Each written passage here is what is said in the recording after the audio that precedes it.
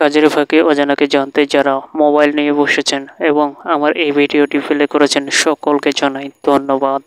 আজকে আমার গন্তব্য গ্রামের একটি মসজিদ দেখব এবং আপনাদের দেখাবো। আশা করি ভিডিওটি আপনাদের ভালো লাগবে। মহান আল্লাহ তাআলা ইসলামের 5টি ভিত্তি দিয়েছেন, তার মধ্যে প্রথমটি হলো ঈমান আর দ্বিতীয়টি হলো সালাত। সালাত মানে নামাজ।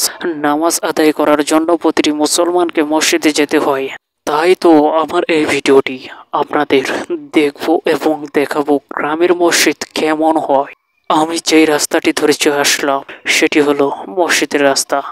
মসজিদের এক পাশের ওয়াল বাঁশ দিয়ে করা আর এক পাশের বাউন্ডারি ইট সিমেন্টের গড়া। মসজিদটি দেখতে বেশ সুন্দর। গ্রামীণ মসজিদ তো এমনই হয়। আসলে যারা গ্রামে এসেছেন, শহরের মতো সাজানো গোছানো মসজিদ নয়, তবে গ্রামের মসজিদে নামাজ পড়ি অনেক শান্তি প্রশান্তি পাওয়া যায়। কারণ গ্রামের মানুষ খুব সহজ সরল এবং গ্রামের মসজিদ প্রাকৃতিক পরিবেশেই রয়েছে।